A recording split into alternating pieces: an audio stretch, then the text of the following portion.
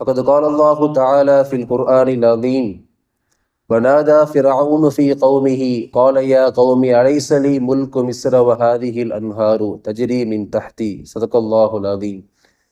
وقال نبينا صلى الله عليه وسلم لا يدخل الجنة من قال لا يدخل الجنة من كان في قلبه مثقال ذرة من الكبر صدق الله العظيم.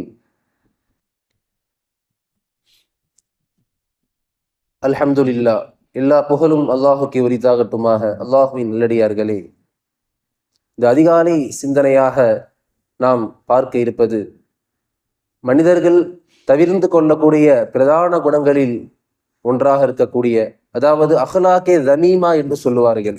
தீய குணங்களில் பிரதானமானது இந்த தக்கபூர் என்ற அந்த தற்பெருமை. காரணம் என்ன? அது அல்லாஹுக்கே உரித்தான ஒன்று. அது மனிதர்களுக்கு இருப்பதை அல்லாஹ் ஒரு பொழுதும் விரும்புவதில்லை. அல்லாஹ் சொல்வதாக ரசூல் ஸல்லல்லாஹு அலைஹி வஸல்லம் சொல்கிறார்கள், முஸ்லிம் ஷரீஃபிலே வருகிறது, அல் கிப்ரியா ஒரு இதாஇ வல் அதுமது இசாரி.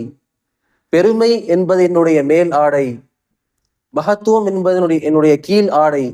இதில் யார் என்னிடத்திலே போட்டி போடுவார்களோ அவர்களை நான் நரகத்தில் வீசுவே, நான் பொருட்படுத்த மாட்டேன் என்பதாக அல்லாஹ் சொல்கிறார். ஆகவே அல்லாஹுக்கே குறிப்பான ஒரு பண்பு அடியார்களுக்கு இருப்பதை அல்லாஹ் ஒரு பொழுதும் விரும்புவதில்லை.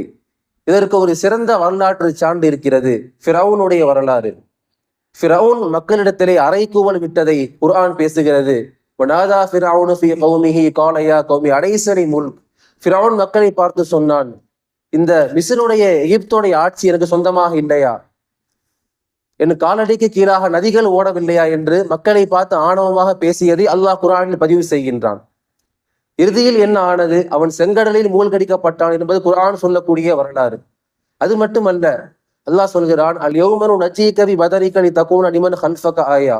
நீ உடம்பை நாம் பாதுகாத்து உனக்கு பின்னால் வரக்கூடிய ஒரு மக்களுக்கு நீ அடித்த அந்த பெருமையை ஒரு படிப்பனையாக நாம் வைப்போம் என்று அல்லாஹ் சொல்கிறான். எப்படி மூசா அலைஹிஸ்ஸலாத்திற்கு ஃபிரௌனை போல, அதுபோல நபிநாயகம் ஸல்லல்லாஹு அலைஹி வஸல்லம் அவர்களுக்கு அபூஜஹல் என்று சொல்லலாம். எந்த அளவுக்கு என்றால், பத்ர் போர் நடப்பதற்கு காரணமே அபூஜஹல் தான். பத்ர் போர்க்களத்திலே அபூஜஹல் வெட்டுக்காயங்களோடு மண்ணிலே வீழ்த்தப்பட்டு கிடக்கும் பொழுது இப்னு மஸ்ஊத் ரலியல்லாஹு அன்ஹு அவர்கள் உருவிய வாளோடு அவன் நெஞ்சில் அமர்ந்து அவனுடைய கழுத்தை வெட்ட முற்படும் பொழுது அவன் சொல்கிறான், ஓ இடையனே, உன்னுடைய கழுத்தை நீ இறக்கி, என்னுடைய தலையை நீ இறக்கி வெட்டுவாயாக. காரணம், மற்ற தலைகளோடு என்னுடைய தலையை வைக்கும் பொழுது என்னுடைய தலை பெரிதாக தெரிய வேண்டும், நான் குறைஷிகளின் தலைவன் அல்லவா என்று மரண நேரத்தில் கூட அவன் பெருமை அடித்தான். இறுதியில் என்ன ஆனது? அவன் புதைக்க கூட படவில்லை, ஒரு கிணற்றில், கரீப் என்ற கிணற்றில் வீசப்பட்டான் என்பது வரலாறு. ஆகவே பெருமை என்பது ஒரு மனிதனை ஒரு பொழுதும் அது உயர்த்தாது, ஒரு இழிவின், ஒரு சிறுமைக்கு தனது காரணமாக அமையும். இதை நம்மால் பார்க்க முடிகிறது. அது மட்டுமல்ல, நாயகம் ஸல்லல்லாஹு அலைஹி வஸல்லம் சமூகத்தில் ஒரு கிராமவாசி பட்டாடை அணிந்து வருகிறார். நாயகம் ஸல்லல்லாஹு அலைஹி வஸல்லம் அவரை பார்த்த அந்த துணியை பிடித்து சொல்கிறார்கள், இது தற்பெருமைக்காரர்கள் அணியக்கூடிய ஆடை என்பதாக சொல்கிறார்கள். சொல்லிவிட்டு நூஹ் அலைஹிஸ்ஸலாம் மரண தருவாயில் தன்னுடைய மகன்களுக்கு செய்த அந்த வசியத்தை ஸல்லல்லாஹு அலைஹி வஸல்லம் அங்கு சொல்கிறார்கள். நூஹ் அலைஹிஸ்ஸலாம் 4 வசியத்தை செய்வார்கள். 2 கடைபிடிக்க வேண்டியவை, மற்ற 2 விட்டுவிடக்கூடியவை. முதலில் 2 அல்லாஹுவை தான் நம்ப வேண்டும், அல்லாஹுவை தான் வணங்க வேண்டும். 3வதாக சொல்லுவார்கள், நீங்கள் அல்லாஹுக்கு இணை வைத்து விட வேண்டாம் என்று சொல்லிவிட்டு 4வதாக நீங்கள் பெருமை அடிக்காதீர்கள் என்பதாக சொல்லுவார்கள். இதை கேட்ட சஹாபாக்களுக்கு ஒரு பொதுவான ஒரு தயக்கம், தாக்கம் ஏற்பட்டது. நாம் ஷிர்க் செய்ய மாட்டோம் என்ற நம்பிக்கை சஹாபாக்கள் இருக்கிறது. ஆனால் அந்த பெருமை விஷயத்தில் அவர்களுக்கு ஒரு அச்சம் ஏற்பட்டது. ரசூல் ஸல்லல்லாஹு அலைஹி வஸல்லம் சஹாபாக்கள் கேட்கிறார்கள், யா ரசூலல்லாஹ், நாங்கள் நல்ல ஆடைகளை, நல்ல காலணிகளை நாங்கள் அணிந்து கொள்வது பெருமையில் சேருமா என்பதாக கேட்கிறார்கள். அது மட்டுமல்ல, மக்கள் நடந்து செல்லும் பொழுது நாங்கள் வாகனத்தில் செல்வது பெருமையில் சேருமா? அது மட்டுமல்ல, மக்கள் அமர்ந்திருக்கும் பொழுது நாங்கள் வாகனத்தில் அமர்ந்து செல்வதும் பெருமையில் சேருமா என்பதாக கேட்கிறார்கள். ரசூல் ஸல்லல்லாஹு அலைஹி வஸல்லம் அவ்வாறு அல்ல என்று சொல்லிவிட்டு பெருமைக்கு அழகான ஒரு டெஃபினேஷன், ஒரு விளக்கத்தை ரசூல் ஸல்லல்லாஹு அலைஹி வஸல்லம் சொல்கிறார்கள். 2 வார்த்தையில் சொல்கிறார்கள், பதருல் ஹக் வ கம்துன் நாஸ். பெருமை என்பது உண்மையை, சத்தியத்தை மறைப்பது.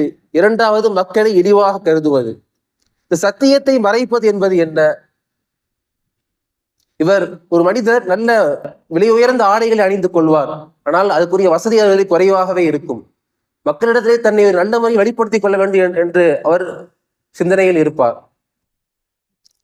உதாரணம் சொல்ல வேண்டும் என்றால், ஒரு வசதி குறைவாக உள்ள ஒரு பெண்மணி நிறைய ஆபரணங்களை அணிந்து கொண்டு மக்களிடத்தில் வெளிப்படுகிறார். உண்மைத்தன்மையை மறைத்து விட்டு மக்களிடத்தில் வேறு விதமாக வெளிப்படுகிறார். இது பெருமையில் சேரும். இரண்டாவதாக சொன்னார் ரசூல் ஸல்லல்லாஹு அலைஹி வஸல்லம், வகம்துன் நாஸ், மக்களை இழிவாக கருதுவது. நாம் விலை உயர்ந்த வாகனத்தில் நாம் செல்வது பெருமை அல்ல, ஆனால் விலை உயர்ந்த வாகனத்தில் நாம் சென்று கொண்டு ரோட்டில் நடந்து செல்பவர்களை நாம் இழிவாக கருதுவது. நாம் மாளிகையில் இருந்து கொண்டு குடிசையில் வாழ்பவர்களை நாம் இழிவாக கருதுவது, இதுதான் பெருமை என்பதாக ரசூல் ஸல்லல்லாஹு அலைஹி வஸல்லம் அழகான ஒரு விளக்கத்தை சொல்கிறார்கள். இரண்டு விஷயங்கள் ஒரு மனிதனை நரகத்திற்கு அழைத்து செல்லும். செயல்களில் ஷிர்க் ஒரு மனிதனை நரகத்தை நிரந்தரமாக அழைத்து செல்லும். அதுபோல குணத்தில் தற்பெருமை ஒரு மனிதனை நரகத்திற்கு கொண்டு செல்லும் என்பதாக சொல்கிறார்கள். ரசூல் ஸல்லல்லாஹு அலைஹி வஸல்லம் கேட்ட ஒரு அழகிய துஆ, அல்லாஹும்ம இன்னா நஸ்அலுக ஃபிஅலல் கைராத் வ தர்கல் முன்கராத் வ ஹுப்பல் மசாகின்.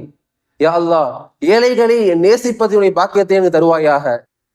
காரணம், ஏழை எளிய மக்களை நேசிப்பது ஒரு எளிய நடைமுறை, பணிவு. இது ஒரு மனிதனை உயர்வின் பக்கம் கொண்டு செல்லும். காரணம் என்ன? பணிவு என்பது நபிமார்களுடைய, சாலிஹீன்களுடைய ஒரு குணமாக இருக்கிறது. அல்லாஹ் நல்லடியார்களே, இது போன்ற ஒரு குணத்தை அல்லாஹ் நமக்கு மெருகூட்ட செய்வானாக. தற்பெருமையை விட்டும் அல்லாஹ் நம்மை பாதுகாப்பானாக. வாஹிர் தஅவானா அனில் ஹம்துலில்லாஹி ரப்பில் ஆலமீன். அஸ்ஸலாமு அலைக்கும் வரஹ்மத்துல்லாஹி வபரகாத்துஹு.